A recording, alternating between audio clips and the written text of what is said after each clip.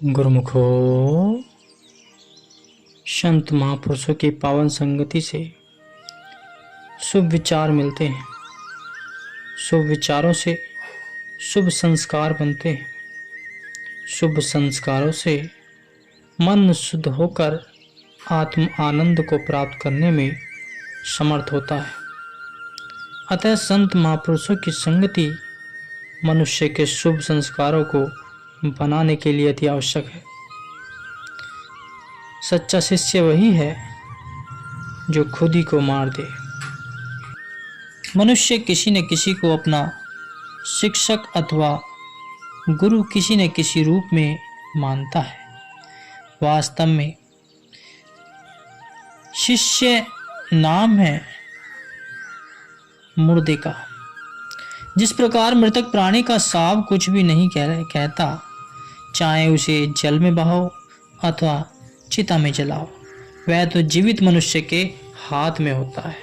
उसी प्रकार जीते जी सेवक को गुरु के सम्मुख बनाना चाहिए। गुरु जो कहे, जो कुछ भी कहे, उनके वचनानुसार चले। किसी भी बात में अपनी बुद्धि अथवा चतुराई न दिखावे। उनकी मौज में सदा प्रसन्न रहे।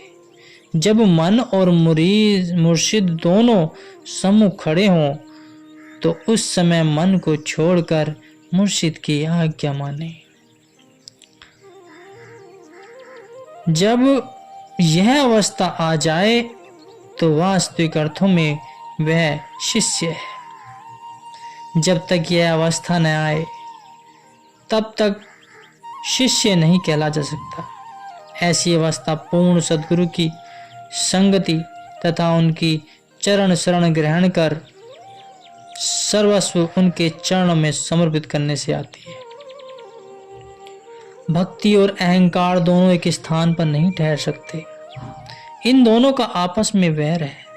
जिस हृदय में भक्ति का निवास है वह अहंकार का कोई काम नहीं। जिस हृदय में अहंकार ने निवास किया वहां से भक्ति दूर हो गई। जिसके दिल में अहंकार समाया हुआ हो और वह यह भी समझे कि मैं भक्ति कर रहा हूं, तो यह उसकी नितांत भूल है। भक्ति करने के लिए अथवा शिष्य बनने के लिए बड़ाई, कृति, अहंकार आदि सबसे दूर रहना पड़ता है। यह मन है, यह मन ही है ऐसा कि तनिक सा गुण प्रवेश करने पर उसमें अहंकार आ जाता है। परंतु अहंकार का डंक अत्यंत भयानक है। जैसे किसी भरे हुए दूध के बर्तन में तनिक सी खटाई डाल देने से अथवा अमृत के बर्तन में थोड़ा सा विष डाल देने पर परिस्थिति सर्वदा बदल जाती है। ऐसे ही अहंकार के आने से भक्ति का रूप बिल्कुल बदल जाता है। अहंकार भक्ति की कमाई को बिल्कुल नष्ट कर देता है। संत चरणदास जी फरमाते हैं कि चरणदास यूं कहते हैं, सुनियो संत सुजान, मुक्ति मूल अधीनता, नरक मूल अभिमान। कि नम्रता से ही मुक्ति मिलती है। इसलिए शिष्य बनने के लिए नम्रता का गुण आवश्यक है।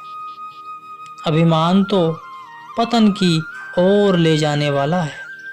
अतः जब तक अहंकार की भावना विद्यमान है तब तक शिष्य नहीं कहलाया जा सकता। इसलिए तो गुरु भक्ति को श्रेष्ठता दी जाती है, क्योंकि अन्य साधन जप तप संयम व्रत आदि मनमति अनुसार करने से स्वाभाविक ही अहंकार आ जाता है और अहंकार के आने से किए गए जप तप आदि का फल नष्ट होने लगता है। गुरु भक्ति में मन को साधना है और मनमति का त्याग करना है। किसी भी कार्य में अपने मन के ख्याल पैदा न करें कि ऐसा क्यों हो रहा है, फिर सब प्रकार से अपने आप को मिटा दें, तभी पूर्ण शिष्य अथवा मुरीद कहलाया जा सकता है। यह तभी हो सकता है जब समय के संत सत्पुरुषों की संगति प्राप्त हो। गुरुमुखो, संत दादू दयाल जी फरमाते हैं कि दादू आपा जब लगे तब लग दूजा होए, जब यहू आपा मिट गया, तब दूजा नहीं कोई। जब तक खुद ही है तब तक परमात्मा का स्वरूप भिन्न रूप नजर आता है। जब अहंकार मिट गया, मैं मिट गई, तो आत्मा और परमात्मा का एक ही स्वरूप दिखाई देने लगेगा। अहंकार एक भारी शत्रु है, इसलिए जो भी इसका त्याग कर दे विषय वासना से रहित हो जाए। गुरु की सेवा तन मन धन से करे, गुरु के वचनों पर पूर्ण श्रद्धा और विश्वास रखे, वही सच्चा शिष्य और मुरीद माना जाता है। गुरुमुखो, जिज्ञासु की सुरति को साधना और अभ्यास में जिन आंतरिक मंजिलों में से होकर गुजरना पड़ता है, उनका विशद वर्णन आप सुचारू रूप से किया करते थे। अजपा जाप, अनाहत शब्द और सहज समाधि के विषय में साधक के मार्ग में आने वाली कठिनाइयों का समाधान भी आप ऐसे सरल ढंग से किया करते थे कि साधक को शीघ्र ही समझ आ जाती थी। पिंड देश में चक्र वेदक कैसे किया जाए और ब्रह्मांड में सुरति किस प्रकार निवास करती है, इसके विषय में आप फरमाते थे कि स्थूल शरीर में मन, बुद्धि और चित्त ये अंश हैं। पृथ्वी यही देह है। प्रथम सुरति की धरा पिंड देश से चलती है, फिर कई कठिनाइयों को पार करती हुई ब्रह्मांड में पहुंचती है। नाभि से हृदय से काट से ललाट तक तो माया का पसारा है। इससे आगे भ्रुकुटी के मध्य में जो लोक है उसे सहस्त्र दल कमल कहते हैं। यहां से ब्रह्मांड की मंजिलें आरंभ होती हैं, जो संत महापुरुषों की चरण शरण ग्रहण कर उनकी कृपा से पार की जा सकती हैं। आपने इसके आगे 10वें द्वार का पूर्ण रहस्य बताया, जो केवल समय के संत सत्पुरुषों की चरण शरण में जाने से ही जाना जा सकता है, क्योंकि लिखने से तो यह केवल वाचक ज्ञान बनकर रह जाता है। पुस्तक के ज्ञान से भक्ति की आंतरिक मंजिलों को पार करना असंभव है। इसी आंतरिक मार्ग को पार करने के लिए परम संत श्री कबीर साहिब जी उपदेश देते हैं कि अबरन वरन अमूर्त जो कहो ताही किन पेक, गुरु दया ते पावई सुरती निरत करी देख। कि जो आत्मा अवर्णीय है, जिसका कोई रंग रूप नहीं है, जिसे सद्गुरु की दया से देखा जा सकता है, उनके शब्द में सुरती लगाकर देखो। पूर्ण संत महापुरुषों की संगति तथा सद्गुरु के ध्यान से ही जीवांतरिक दृश्य को देख सकता है। गुरुमुख, जो प्राणी मन को ध्यान में जोड़ देता है वही मालिक को प्राप्त कर सकता है। प्रभु को प्राप्त करने के अभिलाषी इस साधन से मन को इष्ट देव के साथ जोड़, जैसे पतंगा दीपक पर जल जाता है और अपनी प्रीति को दृढ़ करता है, उससे दीपक की ज्योति सहन नहीं हो सकती। वह ज्योति अत्यधिक प्रकाशमय होती है। यूं तो पतंगा भी उसी ज्योति में जलकर ज्योतिर्मय हो जाता है। पनिहारिन कुएं पर पानी लेने के लिए सिर पर गागर उठाकर ले जाती है। लौटते हुए सिर पर भरी हुई गागर उठाती है। रास्ते में सखियों के संग बातें भी करती है, परंतु उसकी सुरती गागर में होती है कि गागर कहीं डोलने पर न पाए। नट अपनी कला दिखाने के लिए रस्सी पर चढ़कर अपना डोल बजाता है। उसका ख्याल ढोल की सुर में होता है। इसी प्रकार ही साधुजन अपने ध्यान का केंद्र श्री सद्गुरु के उपदेशों को बनाकर अपनी सुरति को शब्द में लीन कर अपने लक्ष्य को प्राप्त कर लेते हैं। गुरुमुखो, संत सत्पुरुष उपदेश देते हैं कि एकाग्रता ही प्रत्येक काम की सफलता है। जिस काम को एकाग्रचित होकर किया जाए वह कठिन से कठिन कार्य भी सरल बन जाता है। ऐसे ही प्रभु प्राप्ति में भी यदि मन को सांसारिक भोगों ऐश्वर्यों में हटाकर और एकाग्र करके भजन ध्यान में लगाया जाए तो अपने लक्ष्य की प्राप्ति हो सकती है। मन को एकाग्र करने के लिए तथा ईश्वर प्राप्ति के लिए आप 4 साधन बतलाते हैं: अभ्यास, विचार, ध्यान, समाधि। फकीरों के कलाम में इसे जिक्र, फिक्र, मरकबा और फना कहा गया है। फना के बाद बका है, जिससे जीवन मुक्ति भी कहते हैं। अभ्यास का अर्थ यही है कि किसी कार्य को नियम पूर्वक करना, अर्थात चित्त वृत्ति को एकाग्र करने के लिए हर समय अपने मन पर ध्यान रखना, पुनः विचार करते रहना कि कहीं यह चित्त वृत्ति इधर उधर के ख्यालों में न चली जाए। सुरति को शब्द में लीन करते हुए समाधि अथवा समाधि अवस्था तक पहुंचना, यही परम लक्ष्य है गुरुमुख। इसी प्रकार प्रभु प्राप्ति के अभिलाषी जिज्ञासु जन इन 4 साधनों को ध्यान में रखते हुए अपनी चित्त वृत्ति को माया की ओर से समेटते हैं, भक्ति की ओर लगाते हैं तथा अपने ख्याल का केंद्र सतगुरु के शब्द को बनाते हैं तथा लक्ष्य को प्राप्त करते हैं। इंसान का मन मोम के समान है, फिर भी न जाने मनुष्य क्यों मन की शिकायत करता है कि नाम सुमरन में मन नहीं लगता। यह साधारण सा दृष्टांत कितने गूढ़ रहस्य को लिए हुए है कि मोम को पिघलाकर उसे किसी भी आकार में ढाला जा सकता है। चाहे तो उसे दीपक में भरकर दीपक का आकार बना लो, चाहे गिलास में डालकर उसे गिलास का आकार बना लो, चाहे उसे पिघलते हुए मोम को बूंद बूंद करके मिट्टी में मिला दो। यह मनुष्य पर निर्भर है कि जैसा चाहे मोम की शक्ल बना दे। इसी प्रकार मन भी मोम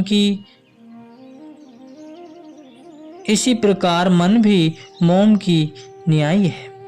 इस पर चाहो तो माया अथवा माया के विचारों का प्रभाव डालो अथवा संत महापुरुषों की संगति का, यह मन उसी सांचे में ढल जाएगा। यदि इस मन पर मायावी विचारों का प्रभाव पड़ गया तो यह जीव 84 लाख योनियों में आवागमन के चक्र में फंस जाएगा, जिससे छुटकारा मिलना अति कठिन है। यदि संत महापुरुष की संगति प्राप्त की जाए तो अपने मानव जन्म के लक्ष्य की प्राप्ति करने में सफल होगा। जैसे मोम को यदि जलाया जाए तो वह जलकर रोशनी देती है और स्वयं जलकर समाप्त हो जाती है, ऐसे ही मन को यदि गुरु भक्ति के साधनों में साध लिया जाए तो मन के विचार एवं संकल्प विकल्प समाप्त हो जाते हैं, अंतर में उजाला हो जाता है। तो क्यों न गुरु भक्ति के संस्कार इस मन पर डाले जाएं, जिससे जीव को जन्म जन्मांतरों तक 84 की यातना न झेलनी पड़े। समय अनुसार कई बातों में परिवर्तन होता रहता है। सर्वसाधारण का कथन है कि सतयुग में मनुष्य की आयु लंबी होती थी, स्वास्थ्य बहुत अच्छा होता था, इसलिए जीवन का आनंद प्राप्त करते थे। कलयुग में थोड़ी आयु में स्वास्थ्य खराब हो जाता है, इसलिए थोड़ी आयु में ही जीवन का आनंद लेना चाहिए। इसका यह अर्थ नहीं समझना चाहिए कि थोड़ी आयु होने पर शारीरिक सुखों एवं ऐश्वर्य भोगों में आनंद प्राप्त कर लिया जाए। इसका यह अर्थ नहीं समझना चाहिए कि थोड़ी आयु होने पर शारीरिक सुखों एवं ऐश्वर्य भोगों में आनंद प्राप्त कर लिया जाए। इसका वास्तविक रहस्य संत महापुरुष यह बताते हैं कि कलयुग में भी लोग अत्यधिक समय तपस्या साधना गुरु भक्ति में व्यतीत करते थे। सुरत शब्द योग के अभ्यास से धीरे धीरे आत्म साक्षात्कार हो जाता था। जिससे कि सतयुग के जीव जीवन का आनंद प्राप्त करते थे। इसी प्रकार ही यदि कलयुग में भी सुरत शब्द योग की साधना तथा गुरु भक्ति की ओर ध्यान दिया जाए तो थोड़े समय में आत्म साक्षात्कार हो सकता है और जीवन का आनंद प्राप्त किया जा सकता है, क्योंकि सुख भजन अभ्यास तथा आत्मिक उन्नति पर निर्भर है, आयु पर नहीं। संत महापुरुष चेतावनी देते हैं कि इसी थोड़ी आयु में ही भजन सुमरन कर जीवन का वास्तविक आनंद प्राप्त करो। एक रोज वचन हुए कि कहाँ न पावक जरी सके, कहाँ न समुद्र समाए, कहाँ न करे अबला प्रबल, के ही जग काल न खाई। यस नहीं पावक जरी सके, मन न समुद्र समाए, सुत नहीं अबला जन सके, नाम काल नहीं खाए। आग में कौन सी वस्तु नहीं जलती, समुद्र में क्या नहीं समा सकता, वह कौन सा प्रबल कार्य है जो अबला नहीं कर सकती। संसार में वह कौन है जिसे काल नहीं खा सकता।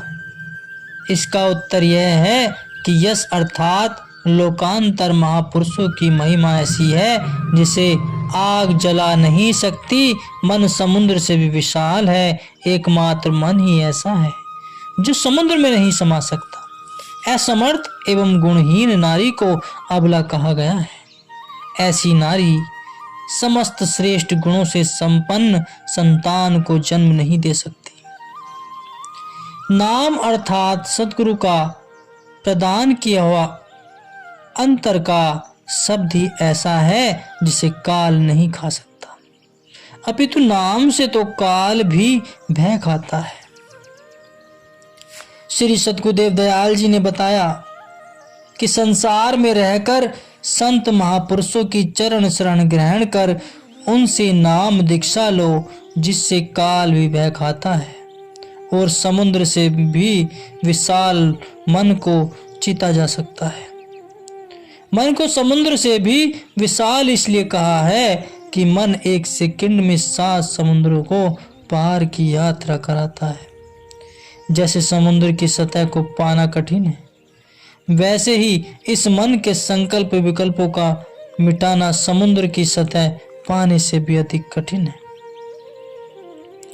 जहां किसी इंद्रिय की पहुंच नहीं, वहां सहज ही पहुंच जाता है। बिना किसी प्रकट अवस्था के कभी रोता है, कभी हंसता है, कभी ठंडे सांस लेने लगता है। यह अपने ख्याल पुलाव बनाता ही रहता है। कभी अपने आप को कंगाल मानता है तो कभी लखपति। संकल्प के अनुसार उन भोगों को भी भोग लेता है जो उपस्थित भी न हो। एक सेकंड में 7 समुद्र पार की तथा ब्रह्मांड की सैर कराता है। उस वस्तु को जिसको कभी देखा भी न हो या सुना भी न हो, अनुमान से सिद्ध करके देखता है। अपने आप ही प्रारब्ध को ऐसे सुनहरे भविष्य का रूप बना देता है जिसकी कल्पना कई जन्मों तक नहीं की जा सकती। इसी तरह सोए हुए भी मन अपना काम करता रहता है। शरीर तो सोया रहता है, परंतु मन स्वप्न अवस्था में भी देश देशांतरों की सैर करता है। इससे प्रकट हुआ कि यह मन अत्यधिक बलवान है। आप परम संत श्री कबीर साहिब जी कहते हैं कि हे जीव, यह मन अत्यधिक बलवान है, इसे कितना ही रोको, फिर भी यह नहीं जानता और नहीं मानता।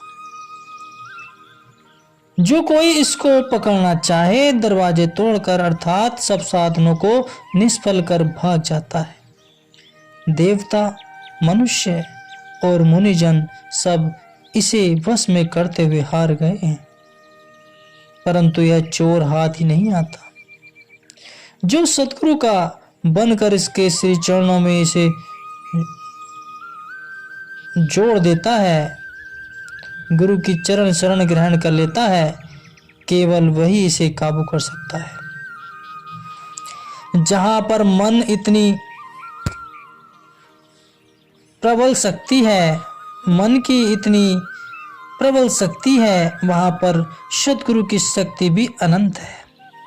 इसे पराजित करने के लिए सद्गुरु का शब्द, सेवा, ध्यान इसे बस में करने के अंकुश है।